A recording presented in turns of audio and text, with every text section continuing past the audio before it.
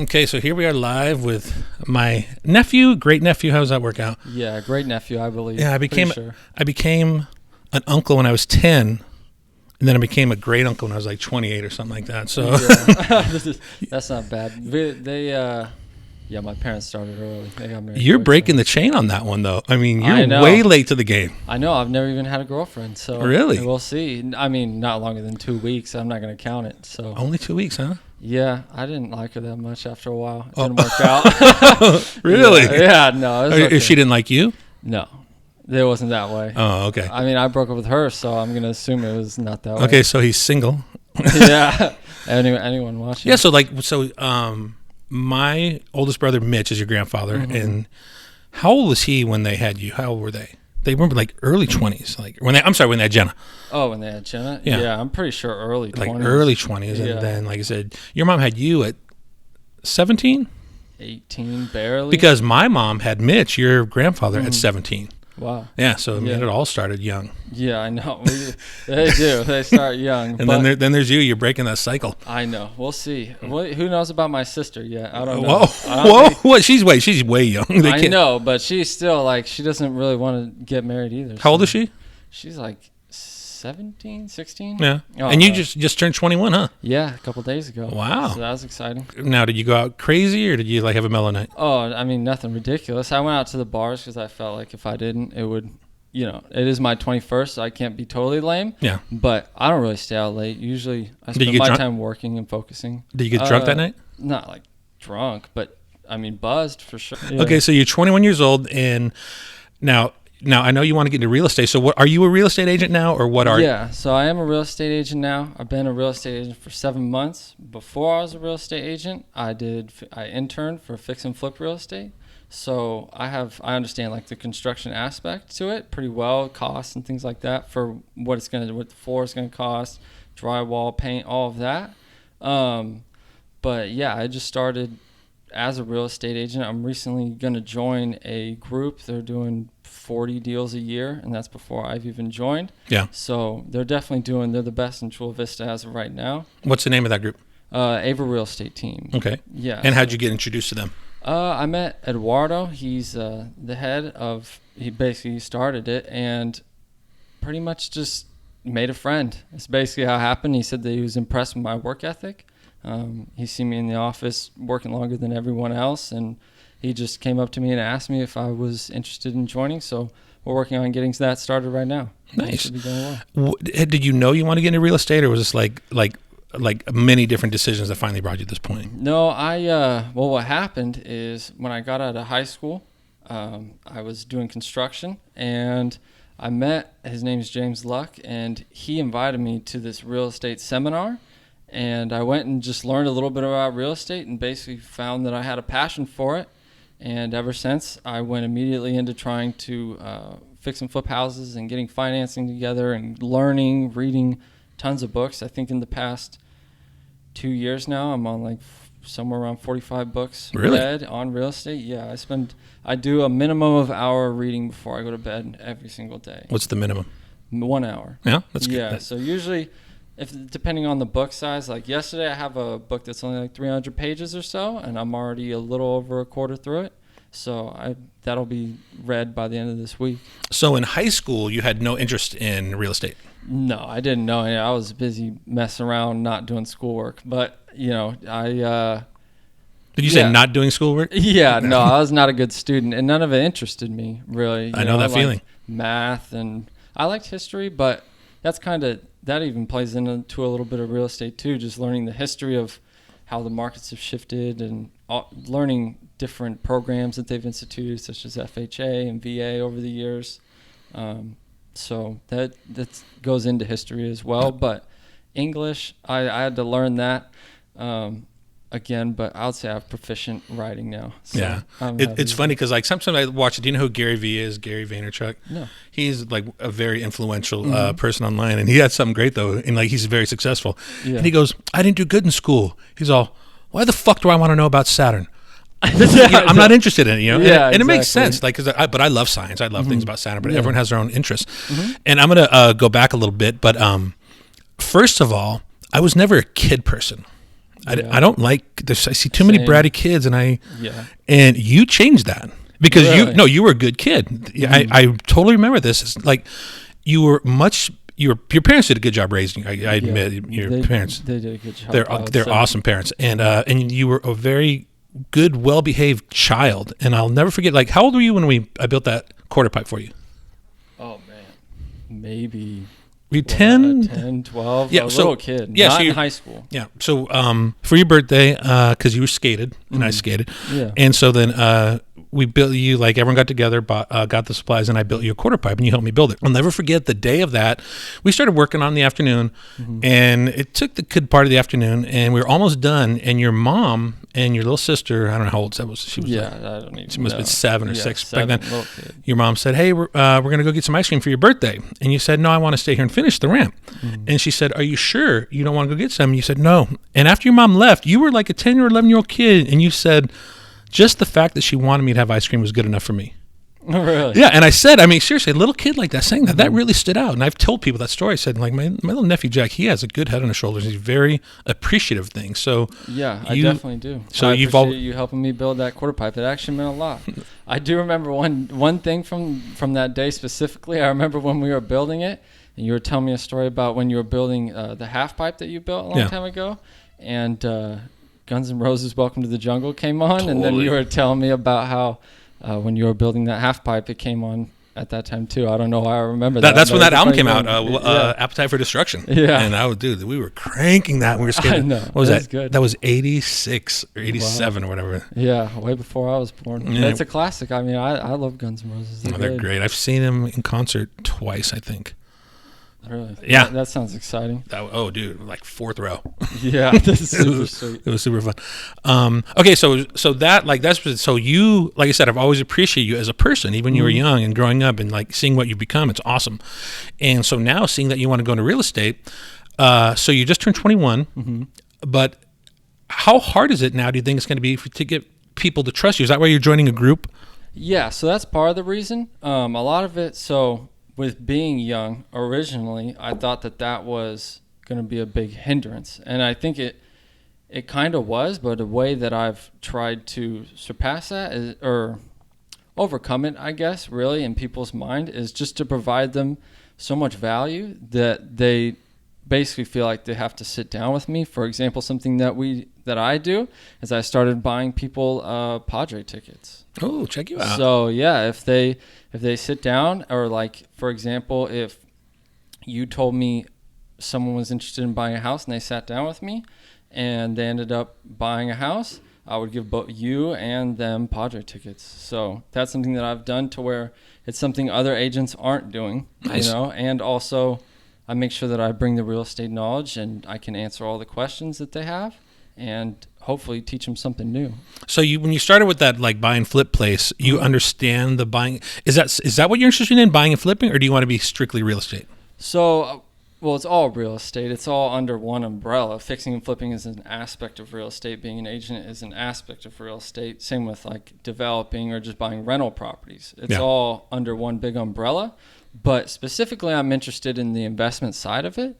But why I got my real estate license, I would say, over just pursuing flipping is, one, it means a lot to the average person to hear that you have a license in something. It's a credential, I guess, as well as I knew that I would learn a lot. I did over 140 hours of schooling, and I just finished for the VA loan because we have a bunch of military people here in San Diego. I took an extra 10-hour course and got certified in that. So basically just trying to learn as much as I can. But in the end, I want to do investments. Yeah, I want to fix and flip. I want to own rentals. Or even eventually, I would like to develop and own the rentals. But I probably wouldn't do that in San Diego. Probably somewhere like Texas. Why Texas? For the market. Well, the thing is here in San Diego, so if you buy a rental property, there's a general rule, I would say. It depends on the area specifically. But if your mortgage, for example, say like $2,500, you're probably only going to get somewhere around $2,000 of rent. So you're going to have to still cover it. But in Texas, for example, if your mortgage is $2,000, you can rent it for $2,500. So it's just because the area is different and people are moving there, and it's definitely not as expensive as it, because usually as it gets more expensive, what you can rent it for goes down, basically. So that's a pretty general rule. So you're going to move to Texas, be a cowboy? No, I probably wouldn't move there, but I would like to own real estate there. Yeah. Assuming, whenever I get to that point, who knows if Texas is the move at that time. But do you think you're ready to sell a house right now by yourself? Do you think you could? Yeah, definitely. Yeah. No, I have 6 clients right now. Yeah. That I'm working with. I got 2 today, actually. Congratulations. 2 more. So, I could definitely sell one. I know all the contracts, and I have over 2 centuries of real estate knowledge next to me in the office all the time. So, and plus I'm joining this group. They basically tell me anything I don't know. Nice. And I just make sure that I'm proactive with everything, because it's important that I save these people money on their home purchases and make sure that I'm giving them the best option possible. So now in this age of social media and things like that, it's the new era of getting people's attention. Mm-hmm. How do you plan to use that to your advantage? Yeah, so I've recently started doing that. I got 100 new followers between Facebook and Instagram within the past 24 hours probably. Oh, what's your Instagram? My Instagram is Grise Jack, and then my Facebook is just Jack Grise. But I'm working on building out a business page. The reason why I haven't done it so much right now is because I'm joining this new team, so it'll incorporate their team, really. So I'm working on getting all that figured out. So what do you think you're going to be doing to get people's attention with these platforms? So mostly my goal to get people's attention is, this is my strategy as of now. It's find a bunch of groups within San Diego and then like and comment on their stuff, and then people will hopefully see my page because they're following and looking at comments. And then that's how I've recently been generating followers. And then just making sure whenever they go to my page that I'm providing them value, such as today after this, I have a video that I'm going to do talking about interest rates and different types of loans, and what being a first-time home buyer in San Diego, how you can get better interest rates for that, and just try and provide people value through Instagram. And then hopefully I've provided them enough value to where if they know someone who's looking to buy or sell, they would give me a call. Pretty much that's the plan. I'm also looking into doing Facebook ads and things like that, but that's a little ways out. I have a lot to learn about that. So I have a loan officer I work with, and he basically does almost all of his business through Facebook ads. So I'm going to talk with him, and we're also right now, I don't know if I did mention it to you a little bit. We're working on getting my dealership license tomorrow. Yeah. For a used car dealership. So we're already looking at financing, and I just got my LLC for that, and we're working on finding a location. So that's in the process. I don't know how long that's going to take, but just making sure that being diligent, really. Nice. Now you said you're going to shoot a video today. Now are you suiting up for that one? Yeah, I will suit up for that. I was wondering if you're going to show up in the suit today. I know. I thought about it, but I figured podcast. One of the things I like about podcasts is more casual. Totally. Rather than if you tune into the news, it's very, cut and dry. But see, like I said, your suit looks like Ron Burgundy, dude. You're totally Anchorman. I know, it is sweet. Yeah. I like that suit. It was great. No, it's a great suit. You wanted to. You got that for Christmas, right? Yeah. Kids on it, man. He wanted a suit for Christmas. So. I know. I want to get a royal blue one. I don't know, or a dark green one. Now, what kind of tie you go with? What kind of knot? Oh, I always do the double Windsor. Now, why is that? I don't know. It's the one I know. I could change it up, though. Yeah. I'm thinking about learning another one. I would consider myself a connoisseur in suits. I really like them. So eventually, whenever I get to that point, I'd like to own a lot of suits and a lot of different, variations. I kind of like style. I got that what from about my mom. what about bow tie? A bow tie? Yeah. I've never rocked a bow tie, but I'm not opposed to it. It'd be something different. Yeah, it is different. Now, what about shoes? Shoes? I usually how I match my shoes is just like getting different colors, but I like mainly it's comfort. Yeah. Is the biggest thing for shoes, because I have women know nothing about that. I know. They're standing on 6-inch heels. It doesn't matter how they feel as long as they look good. No, as long as they look good. But yeah, I don't know. I wouldn't do that. I hate feeling terrible. Yeah, I like to be comfortable. Yeah, definitely. I'm blessed to be in a place I've never really had to do that. Yeah, no, that is nice. That's what happens when you're an entrepreneur. Yeah. So you want to start, you get into the real estate thing. What's your end goal? Do you have like a 10-year, 20-year vision? Yeah, so 10 years from now, I'd like to be closing 100 deals a year. That's my goal. Yeah. And from there, I'm just getting on a track to get there and figuring out what that is. A lot of times, like, I have a good idea, but of course, like 4 months ago, what I was doing every day is way different than my day to day today, as I've learned and figure out what I need to be doing more. So a lot of times I spend most of my day cold calling. Mostly. How discouraging is that? Not discouraging, because you get used to it. You just understand. I mean, the thing is usually if you're not interested, I didn't really need to talk to you anyway. Yeah. I'm looking for the one person who says, "Oh yeah, I could really use this right now," and then I set an appointment with them and line out everything that I'm going to need from them, and make sure. What a big thing that I've realized is people need a step-by-step, and so I really break it down on exactly what we're going to do for you, such as like negotiating termites. We have contractors that we work with, and like just making sure that you don't have to do anything or as little as possible. That's what people like, man. I read something that was very unique, and like a brain surgeon or some guy mentioned something that made so much sense to me. He says, the brain is a lazy piece of meat that likes to conserve energy. Yeah, and I'm like, that's it. People don't want to do anything. They want to be spoon-fed everything. Yeah. And that's how you got to get them. It's true. Yeah. Like, for example, we just opened up an app with my loan officer. We're doing it together. And instead of having to come in and get pre-approved, they can just do it from their couch in 10 minutes. They just upload it. So I've had way more success in, I guess, your conversion rate of people actually just getting pre-approved. Because a lot of times, like, I had a guy who's now my client, but it took forever to even get him to show up to the appointment because he would get off work and he didn't want to do that. He wanted to drink beers and hang out with his family. So it's made, I think I've gotten, I'm not really sure the exact number as of right now. I have to check my spreadsheet, but yeah, way higher, like at least 50% higher. On the first time I set the appointment, like I say, okay, let's have an appointment, way more people have been coming in on that first appointment than were before. I'd have to follow up with them for a while, and but it's getting better. So now, you said you want to be closing 100 deals a year.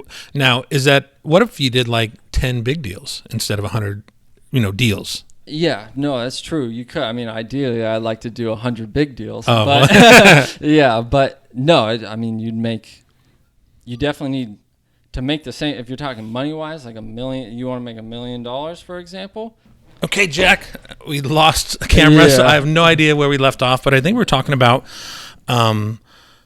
you said you want to do 100 deals a year, and talking about how I said, what if you want to do 10 a year? And you were talking about the difference in that. Yeah, no, I was talking about how basically if you were to do 10 big deals a year, you would it would make sense if you had a money goal, but I have more of a units goal. So I think I should create both, I guess, but I've just made a units goal so far because I always think about it as in transactions completed. And with that will come money, however that is, say it's only $300,000, like basically a 1-1 condo just getting started, or $1 million home. The point is really to help people and to provide them value in something that I've taken the time to learn a lot about for them. So that's the way I look at it. Okay, so how long ago did you say you started this journey?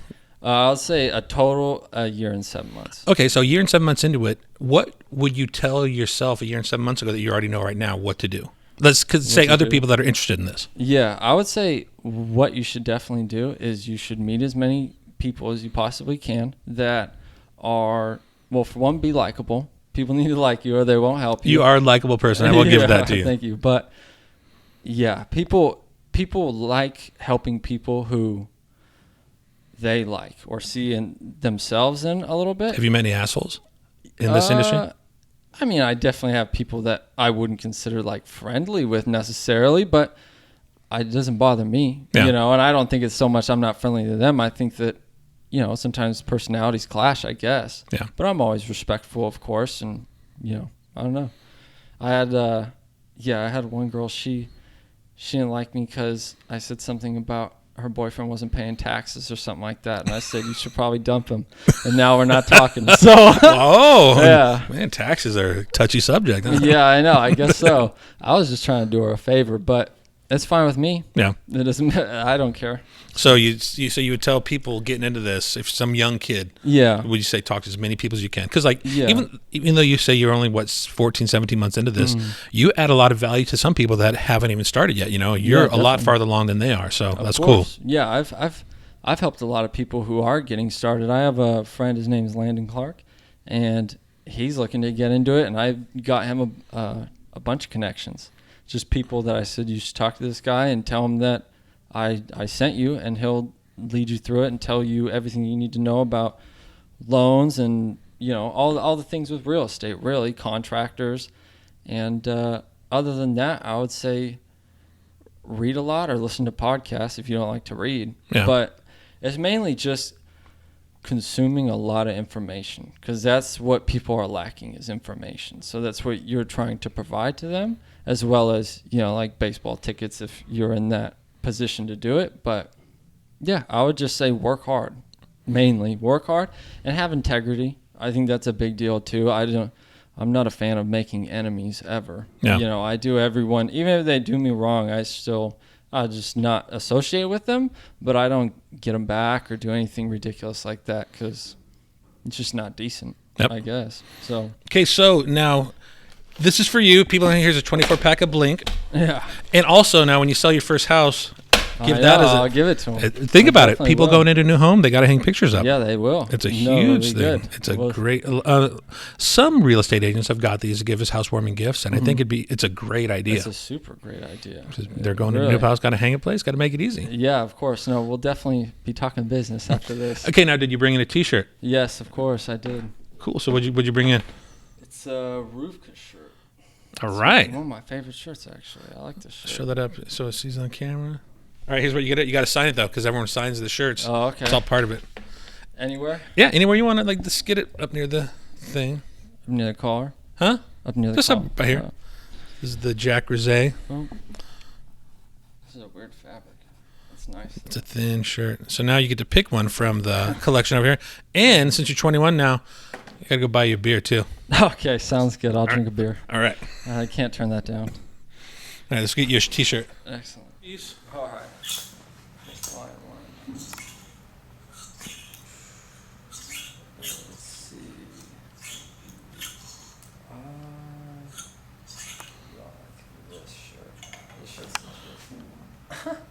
Sweet. All right, that's yours, man. Sweet. Thank you. Thanks, Jack.